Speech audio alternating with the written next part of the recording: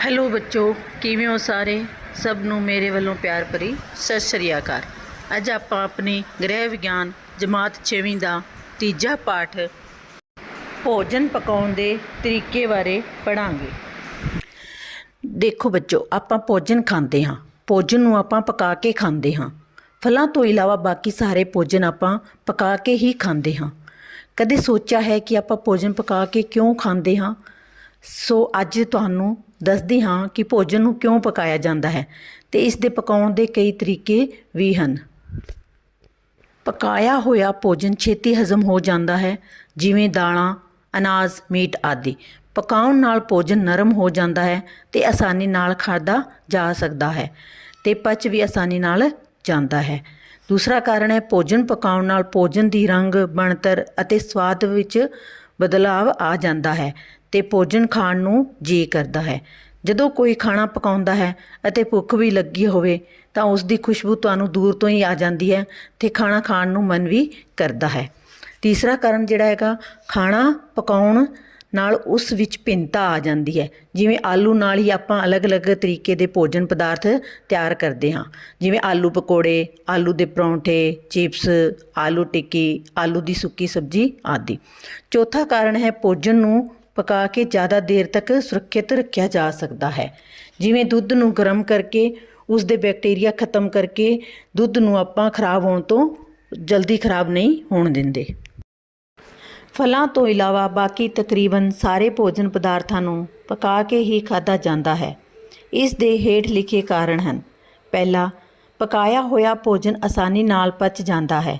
ਅਨਾਜ, ਦਾਲਾਂ, ਮੀਟ ਆਦਿ ਪਕਾਉਣ ਨਾਲ ਨਰਮ ਹੋ ਜਾਂਦੇ ਹਨ ਅਤੇ ਜਲਦੀ ਪਚ ਜਾਂਦੇ ਹਨ। ਅਨਾਜ ਅਤੇ ਦਾਲਾਂ ਜਿਨ੍ਹਾਂ ਵਿੱਚ ਨਿਸਾਸਤਾ ਹੁੰਦਾ ਹੈ, ਉਹਨਾਂ ਦੇ ਉੱਤੇ ਇੱਕ ਸਖਤ ਜਿਹੀ ਤਹਿ ਪਰਤ ਹੁੰਦੀ ਹੈ। ਜਦੋਂ ਇਹਨਾਂ ਵਿੱਚ ਪਾਣੀ ਪਾ ਕੇ ਪਕਾਇਆ ਜਾਂਦਾ ਹੈ ਤਾਂ ਇਹਨਾਂ ਦੇ ਉੱਪਰ ਦੀ ਤਹਿ ਫਟ ਜਾਂਦੀ ਹੈ ਅਤੇ ਨਿਸਾਸਤਾ ਫੁੱਲ ਜਾਂਦਾ ਹੈ। ਇਸ ਤਰ੍ਹਾਂ ਇਹ ਆਸਾਨੀ ਨਾਲ ਪਚਣਯੋਗ ਹੋ ਜਾਂਦਾ ਹੈ। ਦੂਸਰਾ, ਪਕਾਉਣ ਦੇ ਨਾਲ ਖਾਣ ਵਾਲੀ ਚੀਜ਼ ਦਾ ਰੰਗ, ਰੂਪ, ਸਵਾਦ ਅਤੇ ਸੁਗੰਧ ਚੰਗੀ ਕੀਤੀ ਜਾ ਸਕਦੀ ਹੈ। ਇਸ ਨਾਲ ਖਾਣ ਵਾਲੇ ਦਾ ਮਨ ਵੀ ਖਾਣ ਨੂੰ ਕਰਦਾ ਹੈ ਅਤੇ ਪਾਚਕ ਰਸ ਵੀ ਜ਼ਿਆਦਾ ਉਤਪੰਨ ਹੁੰਦੇ ਹਨ, ਜਿਸ ਨਾਲ ਖਾਣਾ ਪਚਣ ਵਿੱਚ ਵੀ ਮੁਸ਼ਕਿਲ ਨਹੀਂ ਹੁੰਦੀ। ਤੀਸਰਾ, ਪਕਾਉਣ ਦੇ ਨਾਲ ਕਈ ਤਰ੍ਹਾਂ ਦੇ ਹਾਨੀਕਾਰਕ ਬੈਕਟੀਰੀਆ ਅਤੇ ਸੂਖਮਦਰਸ਼ੀ ਕੀਟਾਣੂ ਮਰ ਜਾਂਦੇ ਹਨ ਅਤੇ ਭੋਜਨ ਹਾਨੀ ਰਹਿਤ ਹੋ ਜਾਂਦਾ ਹੈ। ਚੌਥਾ ਪੁਆਇੰਟ, ਪਕਾਉਣ ਨਾਲ ਖਾਣੇ ਵਿੱਚ ਭਿੰਨਤਾ ਲਿਆਂਦੀ ਜਾ ਸਕਦੀ ਹੈ। ਜੇਕਰ ਇੱਕ ਚੀਜ਼ ਨੂੰ ਇੱਕੋ ਹੀ ਤਰ੍ਹਾਂ ਹਰ ਰੋਜ਼ ਖਾਧਾ ਜਾਏ ਤਾਂ ਕੁਝ ਦਿਨਾਂ ਮਗਰੋਂ ਹੀ ਉਸ ਚੀਜ਼ ਤੋਂ ਮਨ ਭਰ ਜਾਂਦਾ ਹੈ। ਵੱਖ-ਵੱਖ ਤਰੀਕੇ ਨਾਲ ਬਣਾਇਆ ਗਿਆ ਭੋਜਨ ਦੇਖਣ ਨੂੰ ਸੋਹਣਾ ਅਤੇ ਖਾਣ ਨੂੰ ਚੰਗਾ ਲੱਗਦਾ ਹੈ। ਪੰਜਵਾਂ ਪੁਆਇੰਟ, ਪਕਾਉਣ ਦੇ ਨਾਲ ਭੋਜਨ ਨੂੰ ਜ਼ਿਆਦਾ ਦੇਰ ਸੁਰੱਖਿਅਤ ਰੱਖਿਆ ਜਾ ਸਕਦਾ ਹੈ। ਜਿਵੇਂ ਕਿ ਗਰਮੀਆਂ ਵਿੱਚ ਦੁੱਧ ਨੂੰ ਦਿਨ ਵਿੱਚ 2-3 ਵਾਰ ਉਬਾਲਣਾ ਪੈਂਦਾ ਹੈ, ਨਹੀਂ ਤਾਂ ਇਹ ਖਰਾਬ ਹੋ ਜਾਂਦਾ ਹੈ। ਪਕਾਏ ਹੋਏ ਅਤੇ ਬਿਨਾਂ ਪਕਾਏ ਹੋਏ ਭੋਜਨ ਵਿੱਚ ਕੀ ਫ਼ਰਕ ਹੈ? ਤੁਹਾਨੂੰ ਖੁਦ ਨੂੰ ਹੀ ਪਤਾ ਹੈ ਕਿ ਜਦੋਂ ਤੁਸੀਂ ਕੱਚਾ ਭੋਜਨ ਖਾਂਦੇ ਹੋ ਤਾਂ ਕਿਵੇਂ ਦਾ ਲੱਗਦਾ ਹੈ ਅਤੇ ਜਦੋਂ ਤੁਸੀਂ ਪਕਾਇਆ ਹੋਇਆ ਭੋਜਨ ਖਾਂਦੇ ਹੋ ਤਾਂ ਕਿਵੇਂ ਲੱਗਦਾ ਹੈ। ਭੋਜਨ ਪਕਾਉਣ ਨਾਲ ਉਹ ਨਰਮ ਹੋ ਜਾਂਦਾ ਹੈ ਅਤੇ ਹਜ਼ਮ ਸੌਖਾ ਹੋ ਜਾਂਦਾ ਹੈ, ਦੇਖਣ ਵਿੱਚ ਵੀ ਸੋਹਣਾ ਅਤੇ ਸਵਾਦ ਲੱਗਦਾ ਹੈ।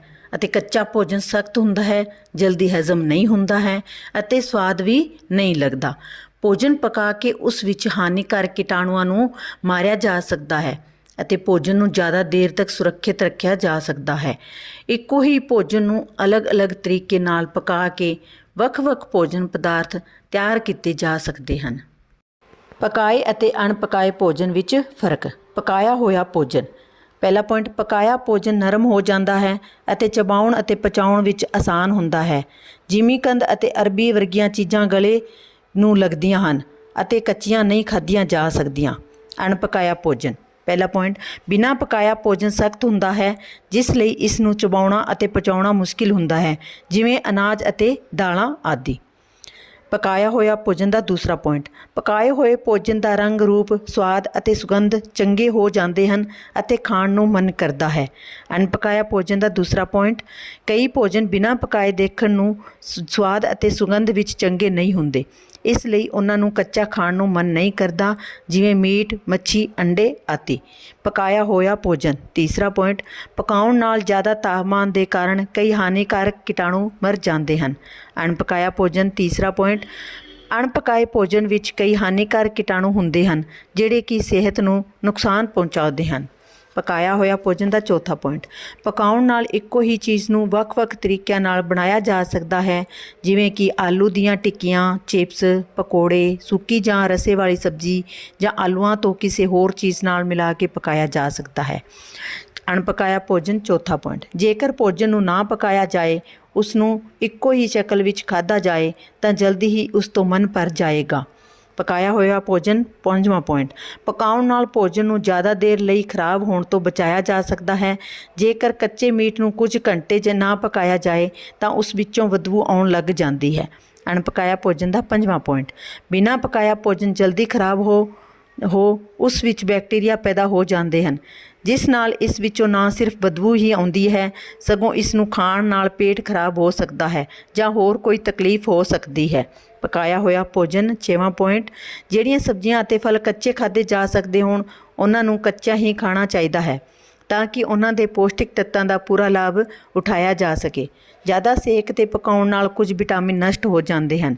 ਅਣਪਕਾਇਆ ਭੋਜਨ ਛੇਵਾਂ ਪੁਆਇੰਟ, ਕੁਝ ਸਬਜ਼ੀਆਂ ਅਤੇ ਫਲ ਕੱਚੇ ਹੀ ਖਾਣੇ ਚਾਹੀਦੇ ਹਨ ਤਾਂ ਕਿ ਉਹਨਾਂ ਦੇ ਖਣਿਜ, ਲੂਣ ਅਤੇ ਵਿਟਾਮਿਨ ਪੂਰੀ ਮਾਤਰਾ ਵਿੱਚ ਮਿਲ ਸਕਣ। ਜਦੋਂ ਟਮਾਟਰਾਂ ਜਾਂ ਫਲਾਂ ਦਾ ਜੈਮ, ਸਕੁਐਸ਼ ਜਾਂ ਚਟਨੀ ਬਣਾਈ ਜਾਂਦੀ ਹੈ ਤਾਂ ਵਿਟਾਮਿਨ ਸੀ ਦਾ ਬਹੁਤ ਹੀ ਘੱਟ ਜਾਂਦਾ ਹੈ।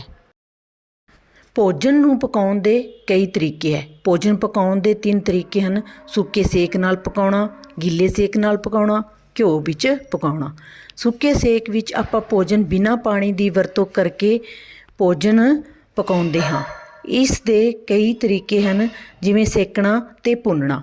ਜਿਵੇਂ ਆਪਾਂ ਡਬਲ ਰੋਟੀ ਸੇਕਦੇ ਹਾਂ, ਮੱਕੀ ਦੀ ਚੱਲੀ ਭੁੰਨਦੇ ਹਾਂ, ਬਿਸਕੁਟ ਸੇਕਦੇ ਹਾਂ, ਮੂੰਗਫਲੀ ਭੁੰਨਦੇ ਹਾਂ, ਚਨੇ ਵੀ ਭੁੰਨਦੇ ਹਾਂ ਆਦਿ।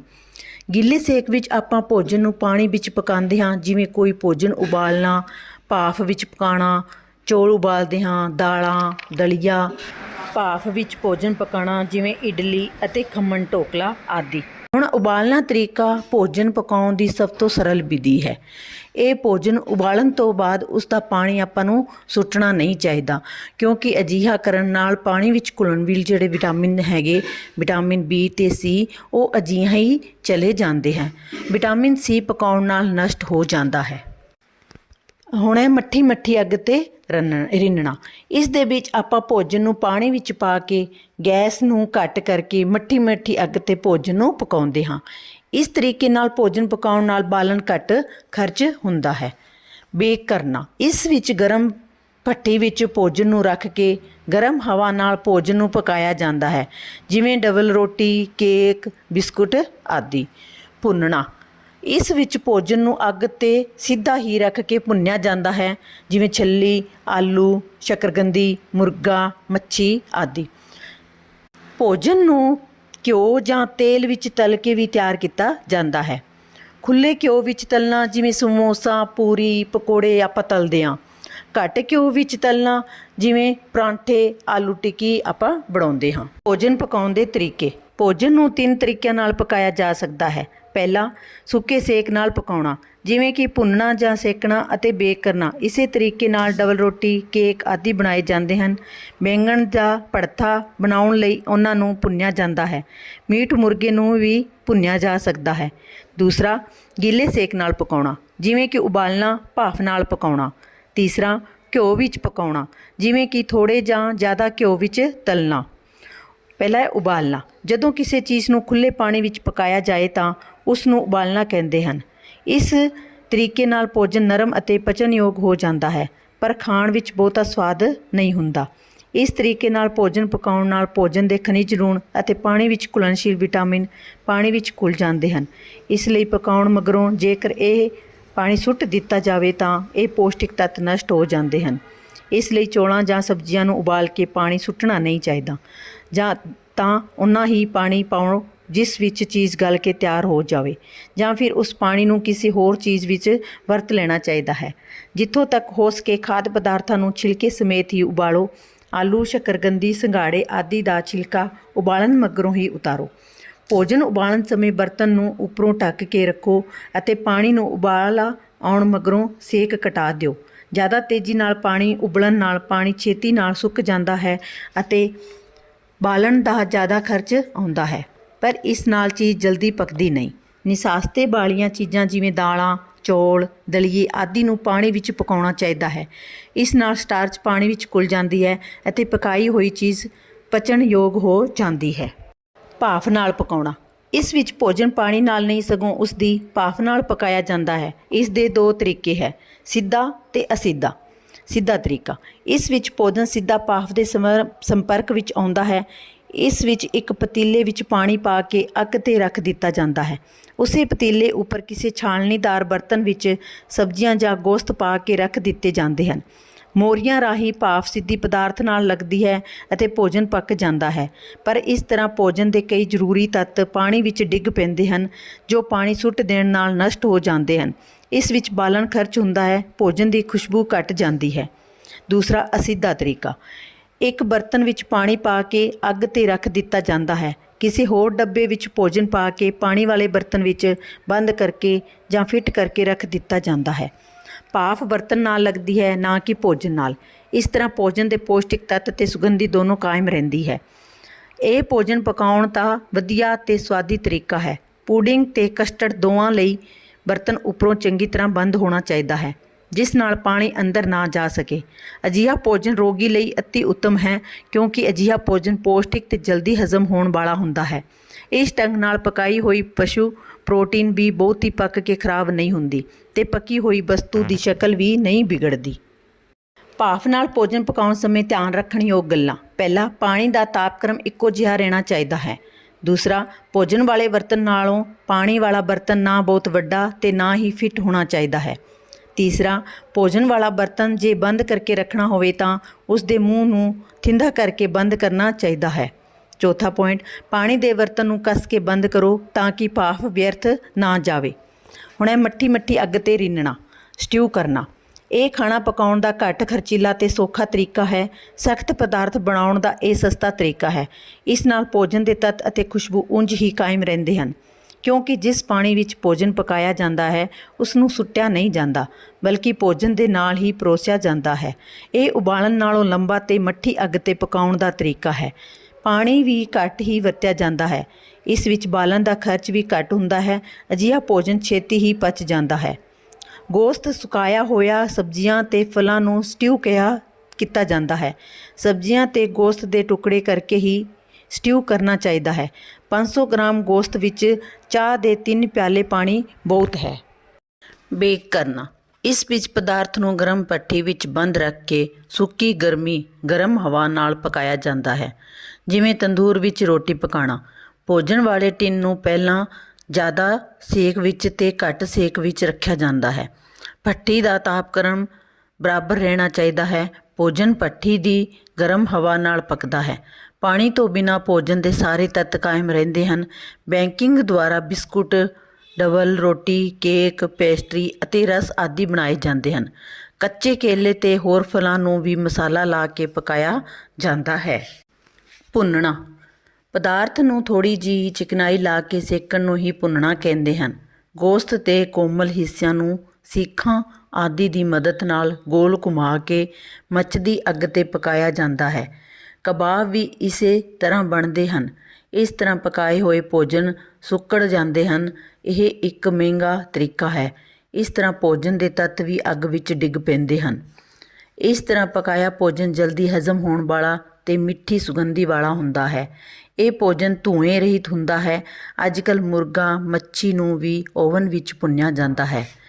ਆਲੂ ਅਤੇ ਸ਼ੱਕਰਕੰਦੀ ਵੀ ਘਿਓ ਲਾਉਣ ਤੋਂ ਬਿਨਾਂ ਹੀ ਗਰਮ ਸੁਆਹ ਵਿੱਚ ਦਬਾ ਕੇ ਭੁੰਨੇ ਜਾਂਦੇ ਹਨ। ਦਾਣੇ ਭੱਠੀ ਤੇ ਕੜਾਹੀ ਵਿੱਚ ਰੱਖ ਕੇ ਰੇਤ ਵਿੱਚ ਭੁੰਨੇ ਜਾਂਦੇ ਹਨ। ਤਲਣਾ, ਭੋਜਨ ਨੂੰ ਘਿਓ ਵਿੱਚ ਪਕਾਉਣ ਦੇ ਤਰੀਕੇ ਨੂੰ ਤਲਣਾ ਕਹਿੰਦੇ ਹਨ। ਭੋਜਨ ਨੂੰ ਦੋ ਤਰੀਕਿਆਂ ਨਾਲ ਤਲਿਆ ਜਾਂਦਾ ਹੈ। ਪਹਿਲਾ ਹੈ ਖੁੱਲ੍ਹੇ ਘਿਓ ਵਿੱਚ ਤਲਣਾ। ਜਦੋਂ ਕੜਾਹੀ ਵਿੱਚ ਜ਼ਿਆਦਾ ਘਿਓ ਪਾਇਆ ਜਾਏ ਜਿਸ ਵਿੱਚ ਤਲਣ ਵਾਲਾ ਭੋਜਨ ਡੁੱਬ ਜਾਏ ਤਾਂ ਉਸ ਨੂੰ ਖੁੱਲ੍ਹੇ ਘਿਓ ਨਾਲ ਤਲਣਾ ਕਹਿੰਦੇ ਹਨ। ਪੂਰੀ, ਸਮੋਸੇ, ਪਕੌੜੇ, ਜਲੇਬੀ ਆਦਿ ਇਸੇ ਤਰੀਕੇ ਨਾਲ ਤਲੇ ਜਾ ਸਕਦੇ ਹਨ। ਘਿਓ ਨੂੰ ਪਹਿਲਾਂ ਤੇਜ਼ ਗਰਮ ਕਰ ਲੈਣਾ ਚਾਹੀਦਾ ਹੈ। ਜਦੋਂ ਧੂੰਆਂ ਨਿਕਲਣ ਲੱਗੇ ਤਾਂ ਹੀ ਤਲਣ ਵਾਲਾ ਚੀਜ਼ ਵਿੱਚ ਪਾਉਣੀ ਚਾਹੀਦੀ ਹੈ। ਠੰਡੇ ਘਿਓ ਵਿੱਚ ਜੇਕਰ ਕੋਈ ਚੀਜ਼ ਤਲੀ ਜਾਵੇ ਤਾਂ ਉਹ ਜ਼ਿਆਦਾ ਘਿਓ ਚੂਸ ਲੈਂਦੀ ਹੈ। ਇਸ ਨਾਲ ਘਿਓ ਵੀ ਵਧੇਰੇ ਲੱਗਦਾ ਹੈ ਅਤੇ ਚੀਜ਼ ਵੀ ਭਾਰੀ ਹੋ ਜਾਂਦੀ ਹੈ ਅਤੇ ਹਜਮ ਕਰਨੀ ਔਖੀ ਹੋ ਜਾਂਦੀ ਹੈ। ਬਹੁਤ ਜ਼ਿਆਦਾ ਤੇਜ਼ ਸੇਕ 'ਤੇ ਵੀ ਨਹੀਂ ਤਲਣਾ ਚਾਹੀਦਾ, ਕਿਉਂਕਿ ਇਸ ਨਾਲ ਚੀਜ਼ ਬਾਹਰੋਂ ਸੜ ਜਾਏਗੀ ਪਰ ਅੰਦਰੋਂ ਕੱਚੀ ਰਹਿ ਜਾਏਗੀ। ਤਲਿਆ ਹੋਇਆ ਭੋਜਨ ਬੇਸ਼ੱਕ ਸਵਾਦ ਹੁੰਦਾ ਹੈ ਪਰ ਸਖਤ ਅਤੇ ਭਾਰਾ ਹੁੰਦਾ ਹੈ। ਇਸ ਨੂੰ ਪਚਾਉਣ ਲਈ ਮੈਦੇ ਨੂੰ ਜ਼ਿਆਦਾ ਕੰਮ ਕਰਨਾ ਪੈਂਦਾ ਹੈ। ਇਸ ਲਈ ਹਰ ਰੋਜ਼ ਤਲਿਆ ਹੋਇਆ ਭੋਜਨ ਨਹੀਂ ਖਾਣਾ ਚਾਹੀਦਾ। ਬਿਮਾਰਾਂ ਅਤੇ ਬੁੱਢਿਆਂ ਨੂੰ ਤਲੀ ਹੋਈ ਚੀਜ਼ ਨਹੀਂ ਦੇਣੀ ਚਾਹੀਦੀ।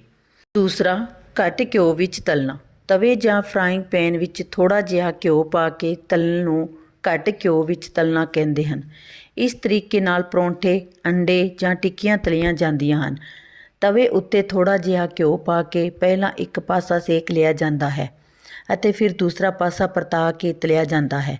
ਇਸ ਤਰ੍ਹਾਂ ਤਲਣ ਨਾਲ ਘਿਓ ਘੱਟ ਖਰਚ ਹੁੰਦਾ ਹੈ। ਇਸ ਤਰ੍ਹਾਂ ਨਾਲ ਤਲੀ ਹੋਈ ਚੀਜ਼ ਵੀ ਭੁੰਨਣ ਜਾਂ ਸੇਕਣ ਦੇ ਤਰੀਕੇ ਨਾਲ ਬਣਾਈ ਚੀਜ਼ ਨਾਲੋਂ ਭਾਰੀ ਹੁੰਦੀ ਹੈ। ਇਸ ਲਈ ਇਸ ਪ੍ਰਕਾਰ ਨਾਲ ਬਣਿਆ ਚੀਜ਼ਾਂ ਦੀ ਵਰਤੋਂ ਵੀ ਆਮ ਨਹੀਂ ਕਰਨੀ ਚਾਹੀਦੀ। ਤਲਣ ਨਾਲ ਭੋਜਨ ਦੇ ਪੌਸ਼ਟਿਕ ਤੱਤ ਕਾਫੀ ਨਸ਼ਟ ਹੋ ਜਾਂਦੇ ਹਨ। ਇਸ ਲਈ ਸਿਹਤ ਦੇ ਪੱਖੋਂ ਇਸ ਦੀ ਜ਼ਿਆਦਾ ਵਰਤੋਂ ਲਾਭਦਾਇਕ ਨਹੀਂ ਹੁੰਦੀ। ਅੱਛਾ ਬੱਚੋ, ਆਪਣਾ ਇਹ 6ਵੀਂ ਕਲਾਸ ਦਾ ਤੀਜਾ ਪਾਠ ਭੋਜਨ ਪਕਾਉਣ ਦੇ ਤਰੀਕੇ ਇੱਥੇ ਹੀ ਖਤਮ ਹੁੰਦਾ ਹੈ। ਇਸ ਦੇ ਸਾਰ ਅਤੇ ਪ੍ਰਸ਼ਨ ਉੱਤਰ ਆਪਾਂ ਅਗਲੀ ਵੀਡੀਓ ਵਿੱਚ ਕਰਾਂਗੇ। ਮੇਰੀ ਇਸ ਵੀਡੀਓ ਨੂੰ ਤੁਸੀਂ ਲਾਈਕ, ਸ਼ੇਅਰ ਅਤੇ ਸਬਸਕ੍ਰਾਈਬ ਜ਼ਰੂਰ ਕਰਨਾ ਹੈ। ਬੱਚੋ, ਤੁਸੀਂ ਮੇਰੀ ਵੀਡੀਓ ਵੇਖ ਲੈਂਦੇ ਹੋ ਲੇਕਿਨ ਸਬਸਕ੍ਰਾਈਬ ਨਹੀਂ ਕਰਦੇ, ਇਸ ਲਈ ਪਲੀਜ਼ ਮੇਰੀ ਵੀਡੀਓ ਨੂੰ ਸਬਸਕ੍ਰਾਈਬ ਜ਼ਰੂਰ ਕਰਨਾ। ਸਾਰਿਆਂ ਦਾ ਧੰਨਵਾਦ ਜਿਨ੍ਹਾਂ ਨੇ ਮੇਰੀ ਇਹ ਵੀਡੀਓ ਵੇਖੀ ਹੈ।